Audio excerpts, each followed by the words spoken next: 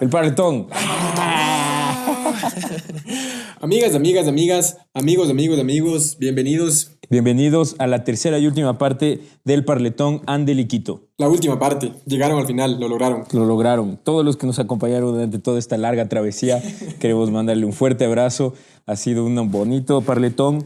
Y no se olviden que, como iba a decir, como siempre, todos nuestros parletones están auspiciados por Cerveza Itinerante, pero a estas alturas ya no había biela. Ya no había biela, pero las ideas estaban humedecidas, entonces indirectamente sigue siendo auspiciado por Itinerante. Indirectamente, sí. Ya sabemos que para el parletón se necesita un camión. Sí, y en este episodio lo que hicimos con Andel fue bajar la escala, hablar de la escala arquitectónica después proyectos grandes, urbanos. Sí, es su encuentro con la pequeña escala y vamos a hablar de sus obras, La Capilla del Hombre y La Casa Cueva, por donde tuvo un premio Ornato también. Claro, tuvo algunos premios. Llegó, desempolvó el diploma y se puso a hacer arquitectura, a acordarse lo que había aprendido. Donde pone el tiro, pone la bala, que no hay nada que hacer. Increíble, no se lo pierdan. Y bueno, así como no nos esperábamos que el parletón dure 3 episodios, tampoco esperábamos que se acabe así como de golpe. Pero bueno, se nos iba de las manos todo y esto podía ser 8 episodios. Exactamente. Pudo haber durado el triple, pero ya estábamos rozando las normas de la indecencia con Andel para hacer durar tanto, así que nada más decirles que esto queda abierto, hablamos con él y probablemente haya un parletón 2.0, la venganza de Andel. Algún ratito hemos de hacer la gestión, espérennos. Claro, ya le hacemos largo, así como franquicia de Marvel. Ya le subimos a Netflix más bien, bueno, no hay cómo decir. Eso, amigos, eso. Bueno, este inicio de temporada estuvo un poco más largo de lo que esperábamos, pero no se pierdan el resto de temporada porque tienen unas cosas bomba.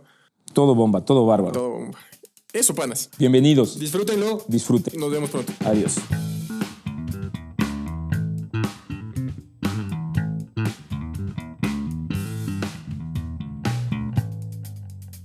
La Parleta.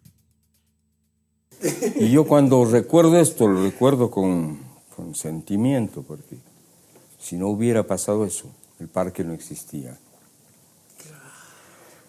Porque cuando cada niño fue sembrando su árbol, cada niña fue sembrando su árbol, decía, qué maravilla. Aquí no solamente están sembrando este arbolito, están sembrando sus ideas, su vida, su convicción, su futuro. Y ahora, por eso, cuando voy con mis nietos digo, ¿qué tal? O sea, mi vida quizá tuvo sentido, carajo. Quizá tuvo sentido porque tuve la capacidad de ser cierto, de optar por la opción correcta. ¿Qué mierda hacía yo defendiendo los intereses de todas estas locuras que pasaron en ese proceso? Y bueno, la ciudad tiene ese parque. Increíble, increíble. Y es un poco lo que te decía antes, o sea, y después de eso viene esa renuncia que tú decías, ¿no? Que incluso Yamil te ofrece continuar con el proceso político y tú, a pesar de tener como este referente para el futuro de todos los quiteños, tú eres capaz de decir como... ¿Por qué estaría cancherazo, pues, weón? Yo también. Ya, pues... ¿Qué más, O sea, panas? de ahí yo me iba al Ministerio de Obras Públicas de Yamil, pues, obvio, pero... Tendríamos un parque metropolitano en cada ciudad del país. Claro, pero te das cuenta, yo le renuncié a tiempo, porque yo sabía que él iba en este equívoco del desespero por el poder que él tenía cuando estaba entero, estaba lúcido. Y después se cagó, porque después vino el derrame y la pendejada. Pero si yo me metí en eso, yo era prófugo de Harvard, o sea, yo estaba con él en esta mierda, ¿no? O sea, yo dije hasta aquí nomás. Y es interesante porque luego viene una reducción de escala, ¿no? O sea, después viene, leíamos tu hoja de vida, después de lo del Parque Metropolitano, vienen proyectos como, bueno, ya, la Capilla del Hombre. Como... Obviamente, eso es algo que yo digo a los arquitectos. Si los arquitectos no pasan de la escala del lote, de la escala del cliente, de la escala de la ferretería, que es importante saberla, porque yo alucino en una ferretería, puta, es como, ¿no? Me meten a mí en una ferretería y yo deliro porque encuentro la locura humana para resolver cada necesidad. A ver, ¿qué necesitas? ¿De media o de 3/4? Claro. Digamos, ¿qué diámetro? para colgar, para sostener, para ajustar, para lo que te dé la gana. O sea, son millones de piezas que están ahí, que es la síntesis del conocimiento humano, ¿no?, para resolver sus necesidades. Esas son las ferreterías. El otro placer son las librerías. Puta, el olor a papel, ¿no? A papel, a la cosa esta que dice, o sea, ¿dónde escribo? ¿Dónde dibujo? Claro. Pero bueno, o sea, son los temas de estos enfrentamientos con el conocimiento, la historia de la humanidad, esta cosa del acumular de saberes. Entonces, cuando en este caso, en lo concreto, estás en una especie de, no es epílogo, pero es como yo me siento y aquí ante ustedes como en una especie de retirada, digamos, es la retirada del guerrero, ese tipo que fue capaz de pelearse con todo, porque no lo soportaba, porque simplemente no lo admitía. Y que a pesar de eso, yo me considero un tipo exitoso, no tengo por qué ser modesto, no, son huevadas, ¿no? Hay gente que dice que no, que sí, que no, yo soy un tipo exitoso. Y soy exitoso porque he hecho lo que he querido, lo que he pensado. Y en eso he encontrado aliados en el camino siempre. Pero he tenido la capacidad de decidir en torno a un oficio maravilloso, porque lo creo maravilloso, que te permite no solamente realizar sueños de otros, sino los propios. Y verlos crecer día a día, cosa que muy difícilmente pasa en otros ámbitos. Yo veo que es muy difícil, por ejemplo, para mi compañera Lisi, socióloga, ver cómo su idea sobre la mujer, sobre sus derechos se realizan. Porque, puta, las estadísticas son monstruosas. Vamos de retro. Claro. Todos los días es una estupidez.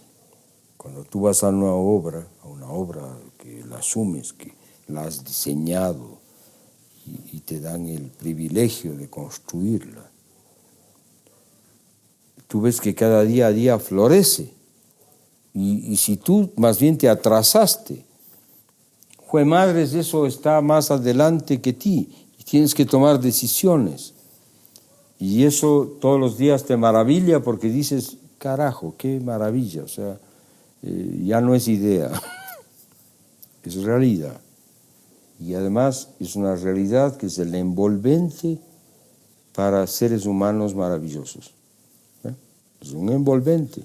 Y además es un lenguaje hacia la ciudad, porque no se queda en el territorio de lo privado, porque lo privado y lo público tienen una línea tan frágil como lo que se llama línea de fábrica, la diferencia entre lo espacio público y lo privado. Y lo que tú haces en lo privado afecta a lo público, y el vecino o la vecina, si ve que esto es maravilloso o tiene sentido, replica. Pero replica lo bueno y lo malo, por eso es que tenemos tanta mierda. ¿Te das cuenta? O sea, es brutal el efecto, la responsabilidad, y el país está deshecho. Nuestro país, los países de América Latina están deshechos porque toda la potencialidad, todo el valor de la arquitectura de nuestros pueblos originarios, que se devela en su cultura, en su artesanía, en sus objetos, en su vestimenta, en su música, en su poesía y en su arquitectura. Le vino el plástico por encima, carajo. Entonces, han destruido nuestros pueblos, ¿no? Y justo ahí tenemos otras de las colaboraciones de Andel para la ciudad, que son 2 premios de ornato, ¿no? O sea, uno es por la Capilla del Hombre y otro es por la Casa Cueva. A ver, la Casa Cueva tiene una mención, porque los municipales no fueron capaces de asumir el reto. Y esa es una obra maravillosa. El premio a la mejor obra de la ciudad la tiene la Capilla del Hombre. Y el Premio Nacional de Arquitectura la tiene la Casa Puruchuco. Entonces, son esos, y hay otros, hay un premio en La Habana que se lleva a esta casa. Las casas. Panas, hay un montón de premios. O sea, realmente hay una cantidad loca de premios. A mí me vale un culo, o sea, te digo, los premios me valen un culo. Claro, pero el premio Ornato Lo tiene digo esta cosa. explícitamente, ¿por qué? Porque hay mucha gente que vive y trabaja para ser premiado. Y yo creo que, o sea, hay que trabajar por lo que uno cree, por lo que uno siente, por lo que decir es tu convicción. Y la obra, cuando está, si es buena, o sea, es como la sinfonía, es como la obra de teatro, la de cine, porque esto es arte además. Y entonces, si te viene el premio, es un regalo. Claro. ¿Cuáles son las 3 características de un regalo? Tú no lo pides, ¿sí? Pero te llega. Y te llega en un momento en el cual posiblemente, tú necesitabas, ¿no? O sea, imagínate la bicicleta. O sea, no pediste la bicicleta. Te llega cuando necesitabas la bicicleta, ¿no? Y además, en el momento exacto, porque que te regalen la bicicleta cuando tienes 60, no jodan, ¿no es cierto? Entonces, los premios son así, o sea, yo creo que vienen, pero no porque tú has estado trabajando por el premio. Sí. O sea, es una consecuencia de, ¿no? Eso está claro, pero el premio Ornato tiene como esta característica de que la ciudad reconoce a una obra, a un hito para la ciudad, ¿no? Y por eso nosotros mencionamos la Capilla del Hombre, porque se vuelve una de estas obras que... Además me parece chévere que sea como después de todo este proceso, toda esta militancia política, después de toda esta escala además, ¿no? Porque 670 y pico hectáreas y después como ver una cosa de 1000 metros cuadrados debe ser como, ¿y eso? ¿Qué es? Como chiquito, ¿entiendes? Como... Pero es igual, yo digo, si me toca la posibilidad de diseñar la casa del perro, de esta, la pelusa, tienes que hacerlo bien, compadre. O sea, no es que porque tienes más plata o menos plata haces un proyecto más o menos bueno. No es porque es grande o porque es chiquito que el proyecto es más o menos bueno. O sea, siempre tienes que hacer un buen proyecto, porque en el proyecto ese que estás haciendo se te va la vida, huevón. Y por lo menos a mí se me ha ido no solamente la vida, sino las botellas. Yo soy un tipo que diseño humedeciendo las ideas, como digo. O sea, si no, no hay proyecto. Ya saben, arquitectos, o sea, vengan adelante. Queridos amigos, yo tengo anotado algunas ideas de tatuaje para hoy. Unas máximas. El poder es delicioso. La burocracia es la pandemia. La transparencia se da en lo cotidiano. Un burgués confundido. Esa me gusta especialmente. Y humedecer las ideas, sí, sin duda. Imagínate que cuando yo estaba empezando en realidad la Casa Cueva, los vecinos del barrio, cuando yo empecé a hacer adobes en ese terreno, esto es histórico, mano. Esta urbanización se llamaba Urbanización Mercantil Urbana, hecha por los Isaías. Qué hermoso nombre. Los Isaías, un nombre maravilloso, hijo de puta. Hermoso nombre, hijo de puta. Y después ahora se llama Jardines del Batán. O sea, ahí ya le puso, digamos, vaselina. ¿No es cierto?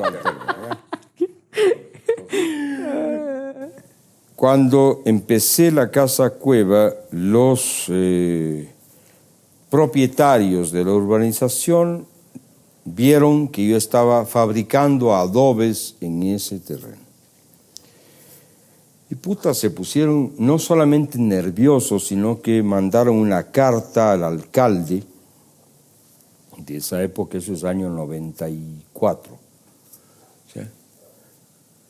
Y en la carta decían: los propietarios de los lotes de la urbanización, ¿no es cierto?, que en esa época se llamaba, lo que dije primero, ¿cómo es? Urbanización mercantil urbana, maravilloso. Se dirigen a usted respetuosamente para decirle que no es posible que una urbanización de gente de bien Hijo de puta. se permita una casa de tierra. No puede ser. De gente de bien, entre comillas. Resulta que obviamente esa casa, que obviamente tuvo un premio y ha prevalecido y prevalecerá en la historia de la arquitectura de esta ciudad, de este país, como un gesto, porque para mí era lo que llaman arrechera, ¿no? ¿Qué es una arrechera? Detengámonos un poco, amigos. ¿No? O sea, es las ganas al límite, huevón. Claro, esa es la definición. Claro.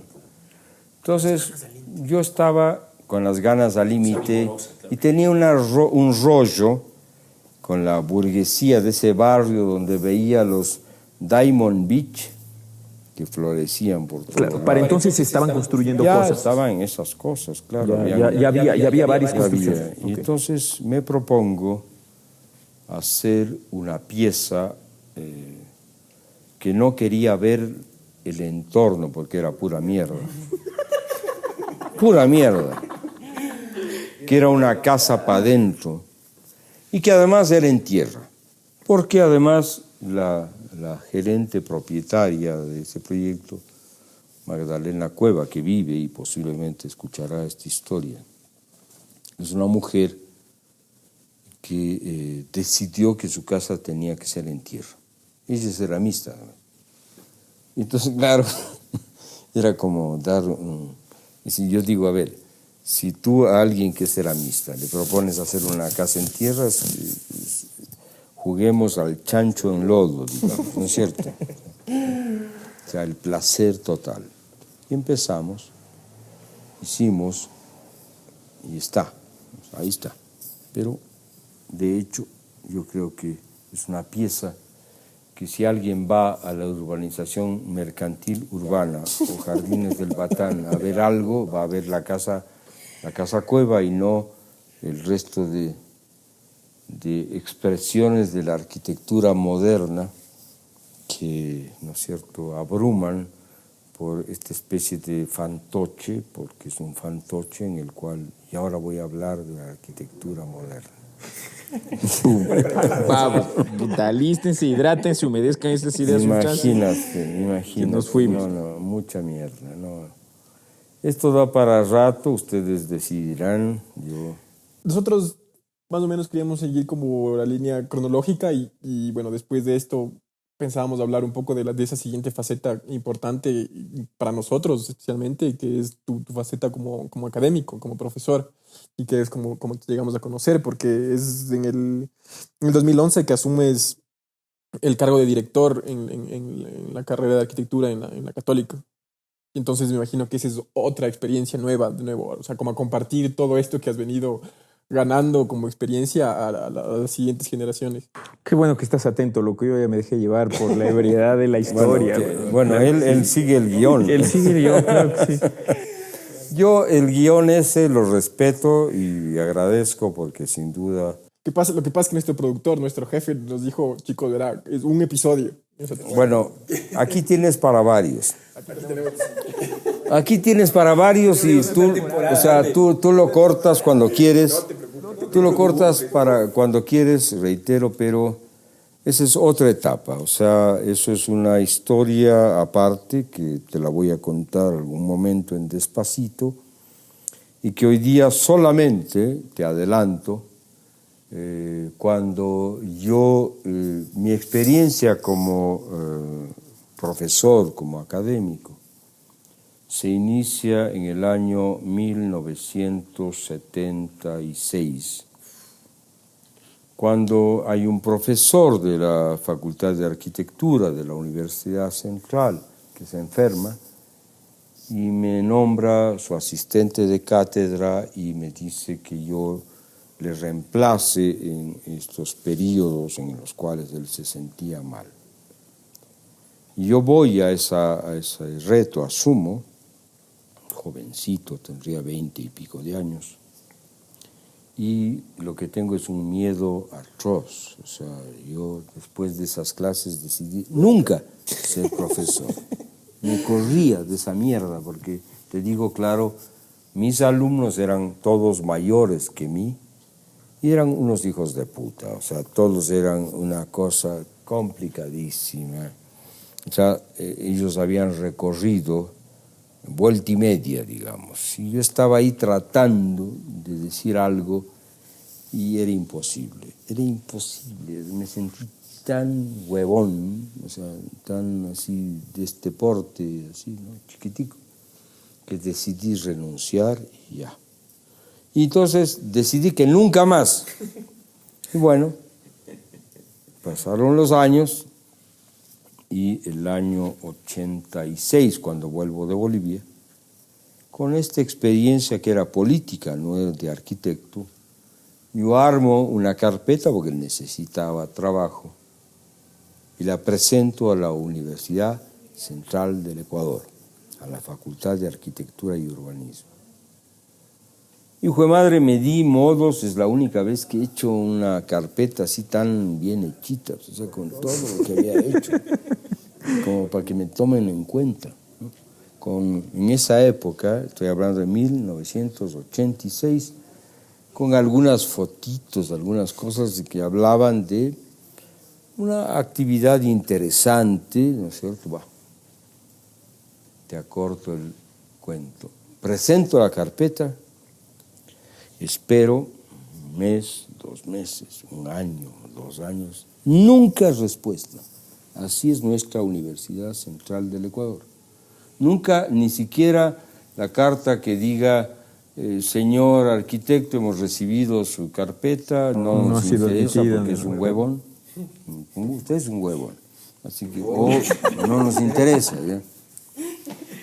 Y nunca. Y entonces, claro, me quedé en el aire. El 88 me ofreció ya la dirección de planificación, el puesto de director de proyectos, mi vida cambió. Y en el 2000 me invitaron de profesor de la San Francisco, pero antes, en 1994, un grupo de amigotes. Otra vez. Ese grupo legendario. El gran grupo que está siempre ahí al lado, legendario, entre los cuales está, ya no el Fernando, ¿no? Está el Diego Carrión, que es un tipo, a mi juicio, más serio, más sólido. Está el Fernando Calle. A estos los conocen ustedes. Sí. Está el Fernando García. Está Mario Vázquez, que ya murió, amigo entrañable. Me invitan a que sea profesor de la Facultad de Arquitectura y Urbanismo, o Facultad de Arquitectura, Diseño y Artes, perdón, de la Pontificia Universidad Católica de Ecuador. Y entonces, cuando yo leo Pontificia, claro, casi me río primero y casi me muero por mis convicciones, pero bueno, mis amigotes eran los gestores de este proyecto además lúcido, coherente, que les ha dado muchísima plata a los curas.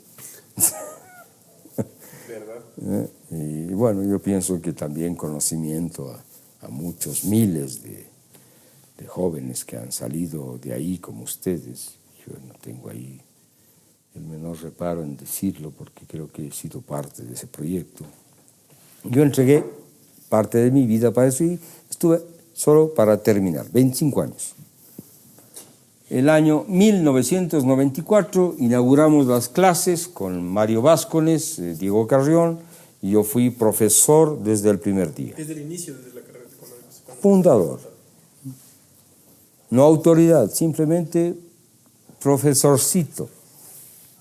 Y estuve hasta el año, si le sumas 25 al 94, ¿no es cierto? Es el año 2019 o 20. 19. 19. Entonces el año 2019 yo presenté mi renuncia. Dije ya 25 años es de más, hermano, o sea, mucho. Yo me voy de aquí porque además me habían mamado 7 años de seguro social porque me hicieron firmar facturas.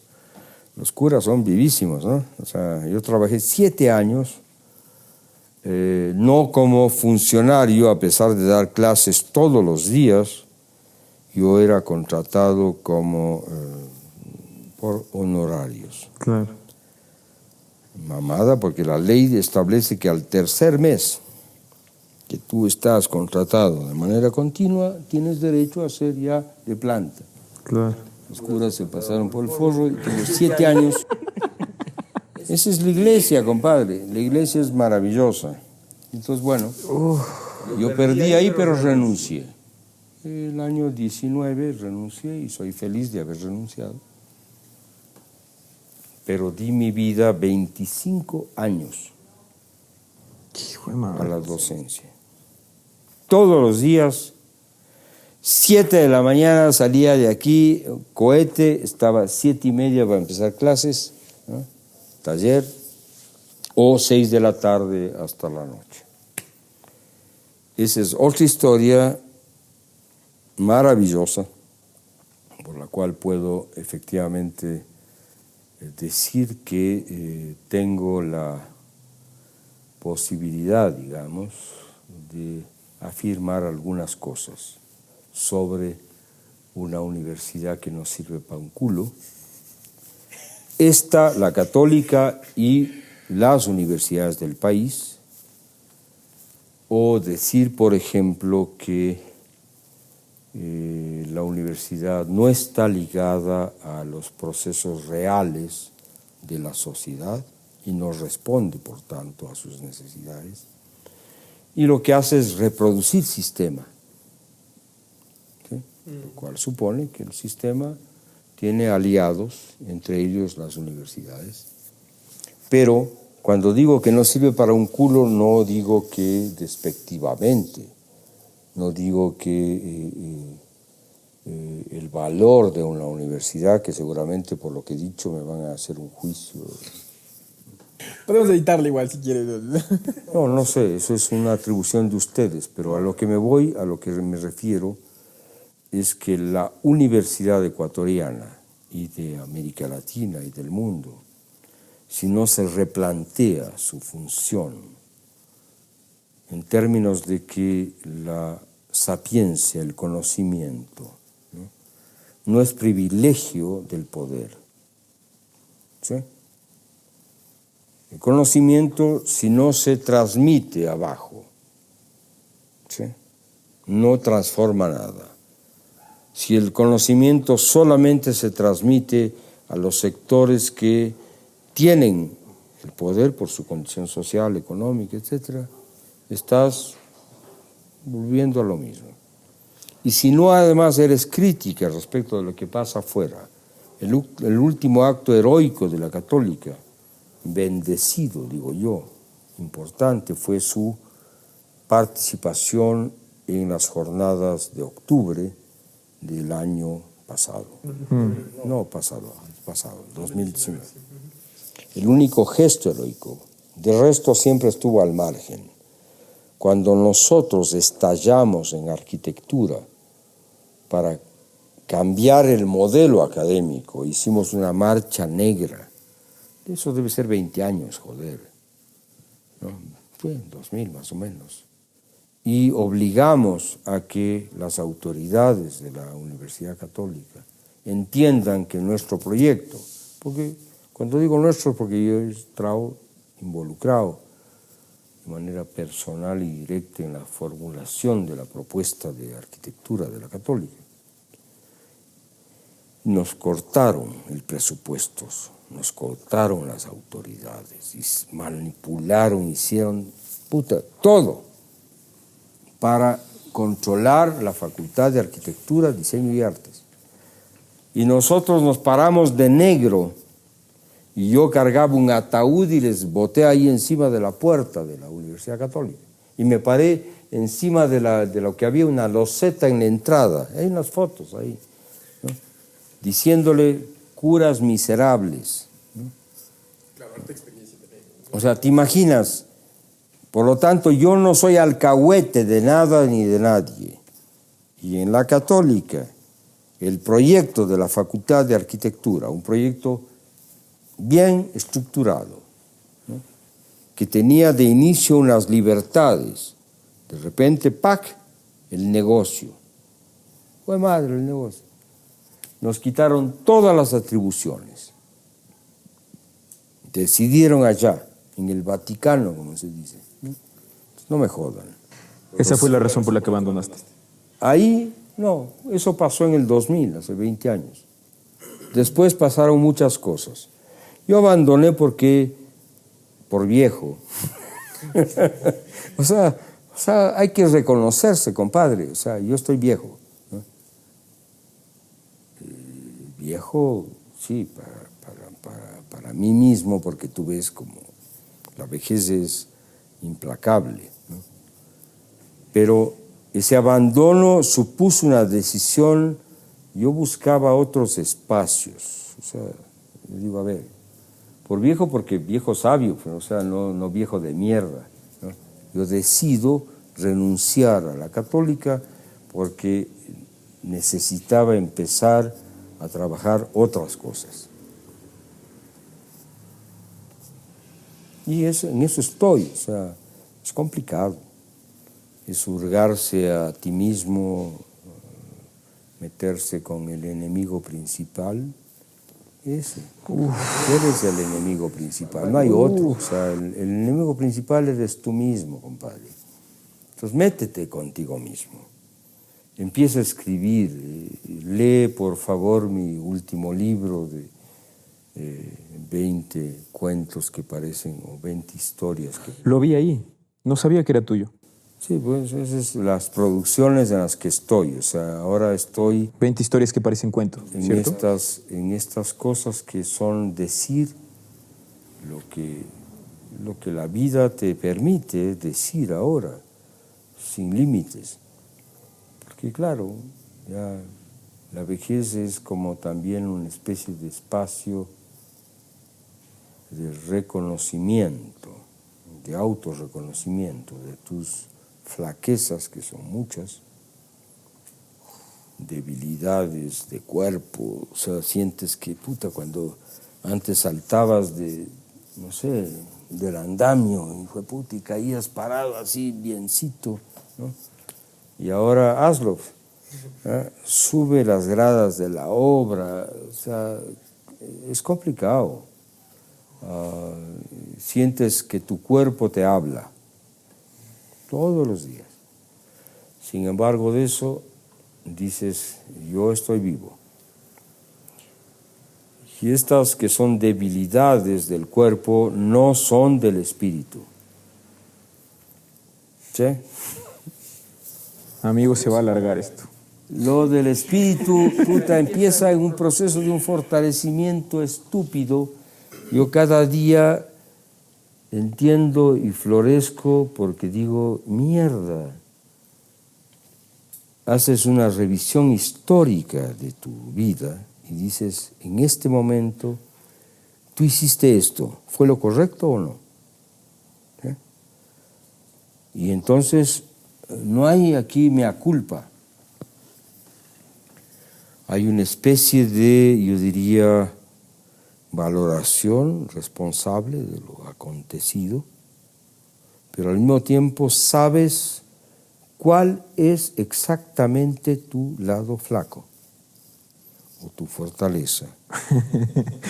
Sabes de dónde estás enfermo, ¿no? De físico, del coco, entiendo. del coco.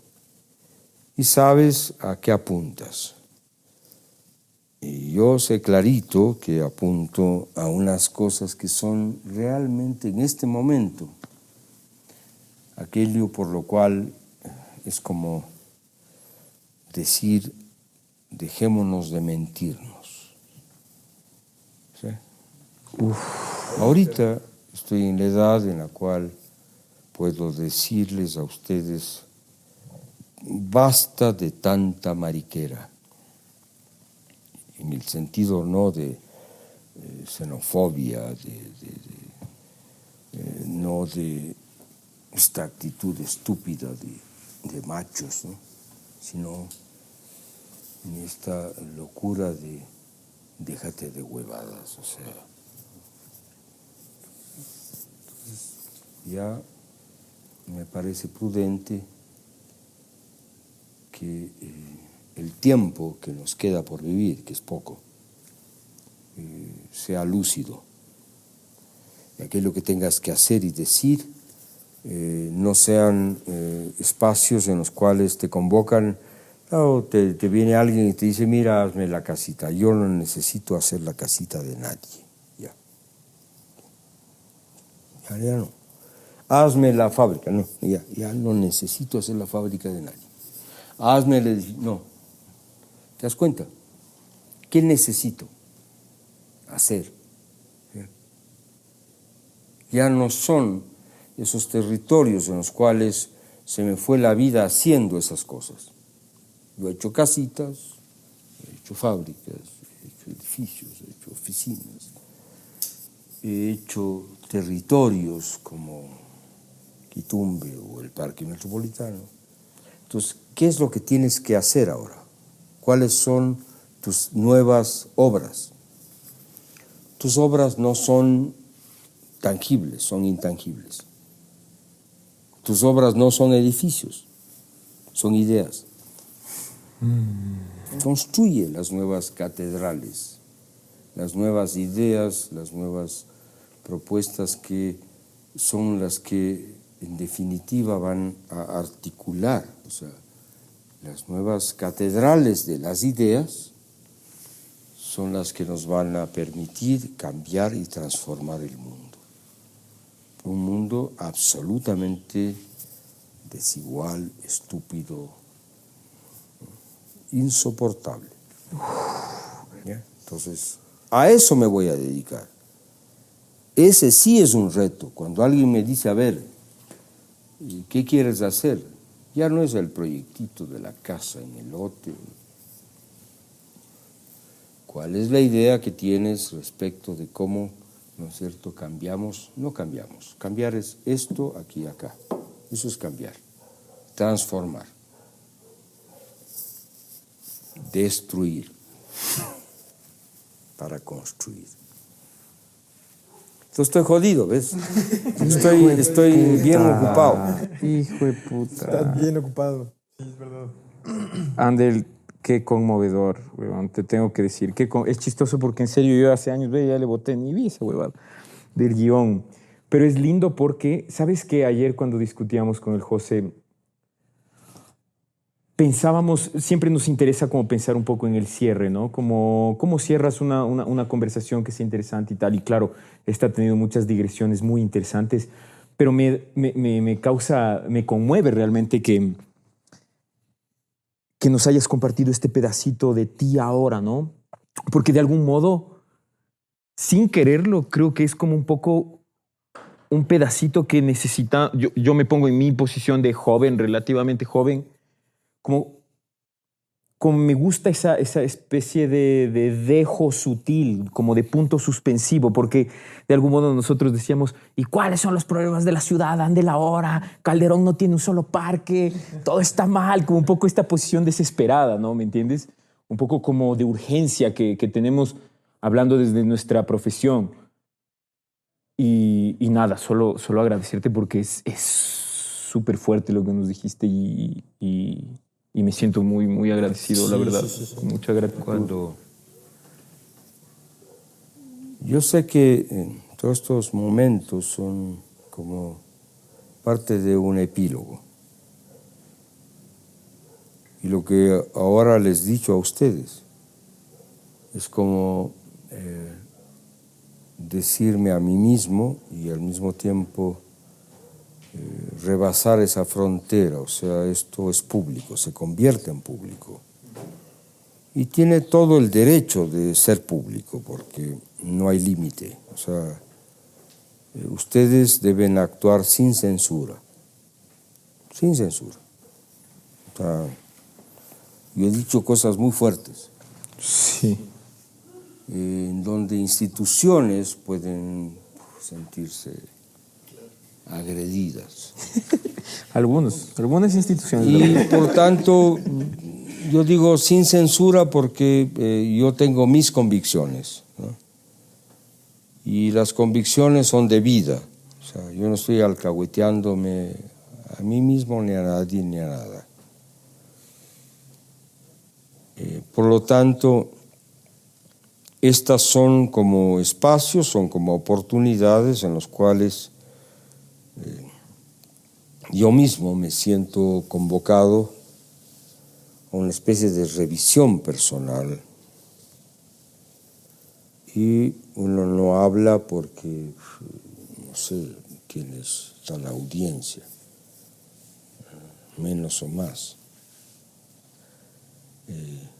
Uno habla porque esto tiene sentido. Si hay algún personaje en la política universal que para mí tiene valor, es José Mujica.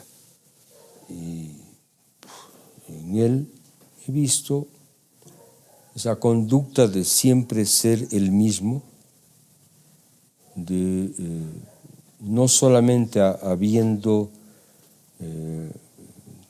ocupado los más altos cargos de un país, de lo que opción de vida te puede permitir como una posibilidad de realización, presidente de la República Oriental del Uruguay. También él tuvo momentos muy difíciles, muy complicados, de años de privacidad de su libertad, y sin embargo, cuando él llega al poder, sigue siendo el mismo.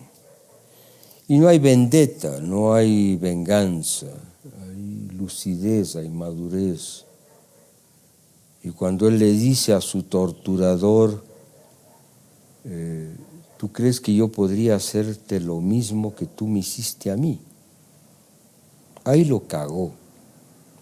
¿Te das cuenta? O sea, es la lección mayor.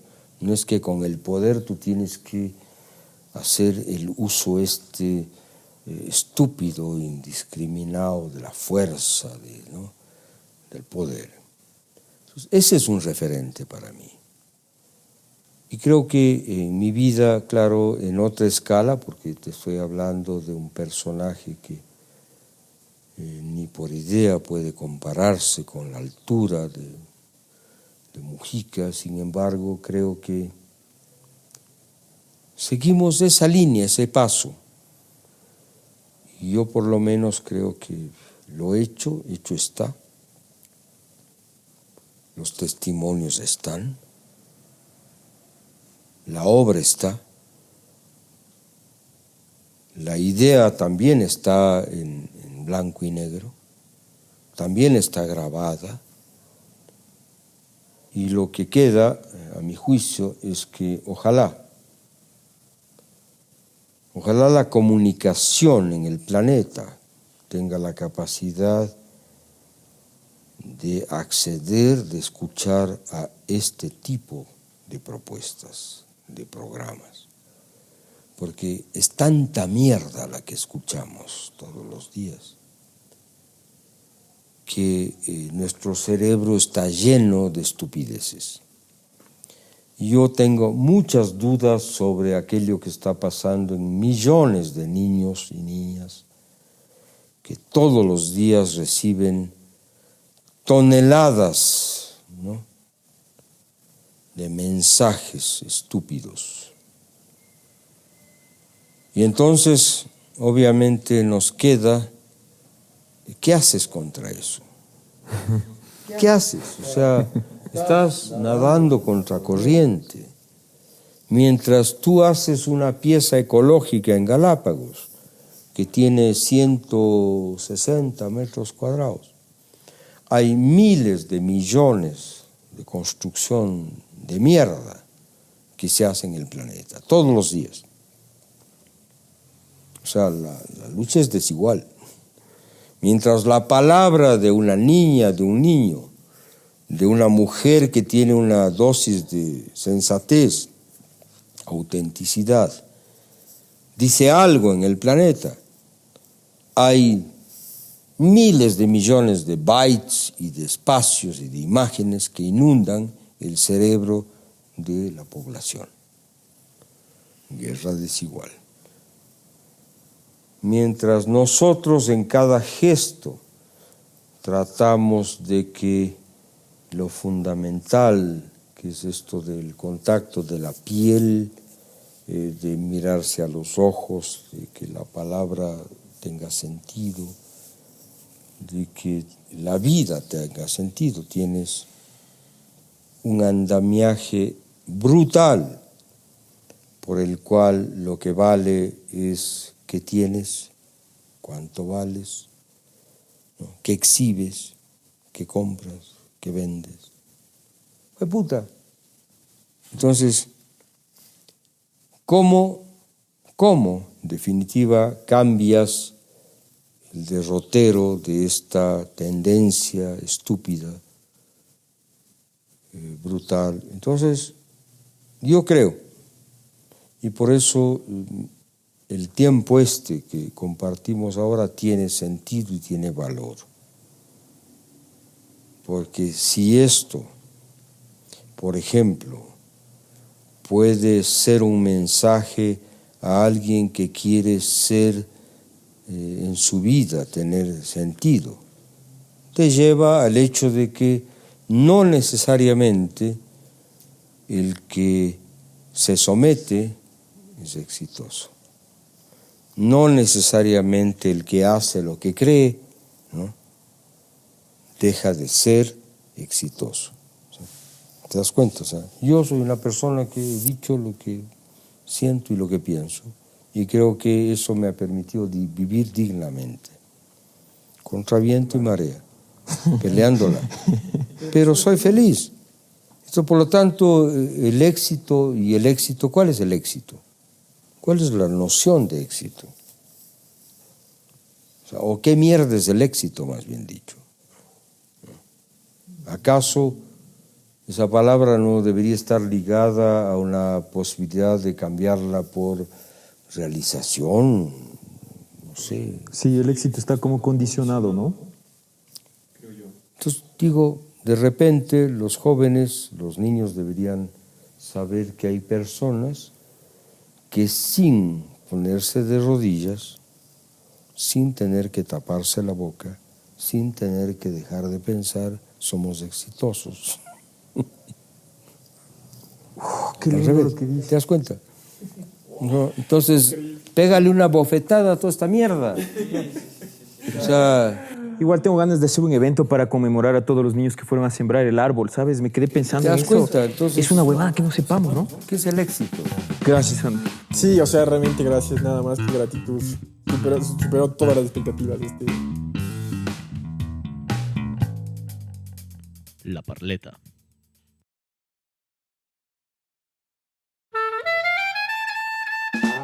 La Parleta es un proyecto de ese colectivo y es conducido por José de la Torre y Santiago Granda. La música es de Pablo Silva. Queremos agradecer nuevamente esta semana a Ander Guayasamín por abrirnos las puertas de su casa y por la apertura para conversar con nosotros. No se olviden que todos nuestros episodios los pueden escuchar en todas las plataformas de podcast, así como en YouTube y en nuestra página web. Si quieren contactarse con nosotros, lo pueden hacer a través de nuestras redes sociales. Nos vemos en 2 semanas.